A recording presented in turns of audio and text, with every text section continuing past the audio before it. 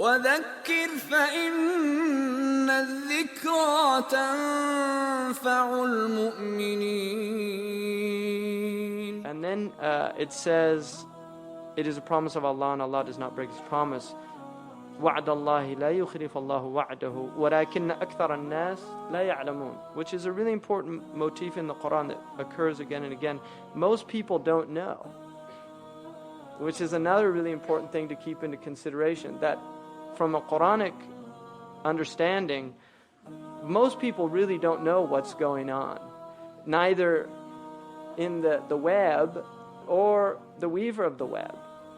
People just don't know what's going on. Most people, the life is so short that they really can't work out what's going on. And that's the beauty of revelation, is that you have this opportunity. The Torah, the Injil, and then the Quran gave the people who received those revelations, gave them the opportunity to really see reality as it was. I mean, that's what this is. It's a blueprint to that. Now, this next verse is really interesting in relation to Ar-Rum, because it says, يَعْلَمُونَ ظَاهِرًا مِنَ الْحَيَاةِ الدُّنْيَا وَهُمْ عَنِ الْآخِرَةِ هُمْ غَافِلُونَ. They know about the outward of the world, but they've forgotten about the other side of this world, which is the mirror image of this world, which is Akhirah. So this is Ula, and then there's Akhirah. This is the first, and then there's the second. Right? We come into this world and we're here for this short period of time, and there's a reminder here that you can get lost in the Zahir.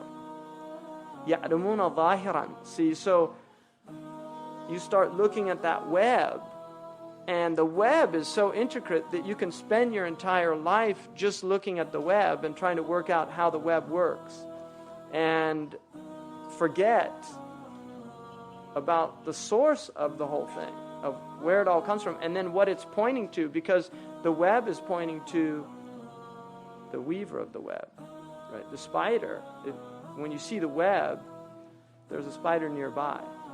And the world is also pointing and indicating something, which is that there is a force behind all of this, and if you forget that, then you've forgotten the whole point of the thing.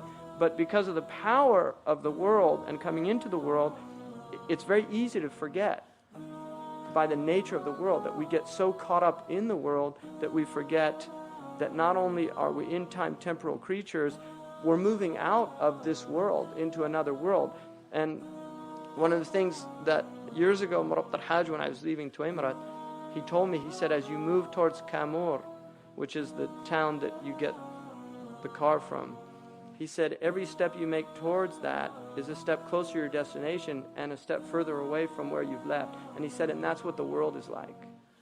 Right? Every breath you take is a breath closer to your ultimate destination, which is to leave the world.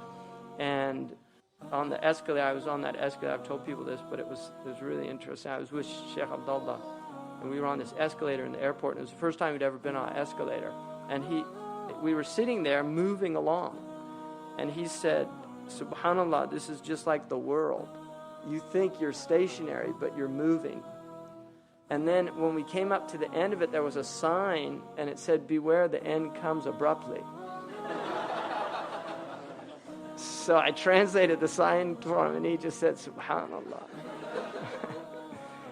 So that's the thing about whenever you get on an escalator, just remember that that's what the world is like. And the thing about being in a boat is you'll often hear people say, it's so nice to watch these things pass by, right? That's their perspective. But they're not passing by, you're passing by. They're all staying where they are. But that's the illusion. It's that parallax view that you fall into because of the nature of distances.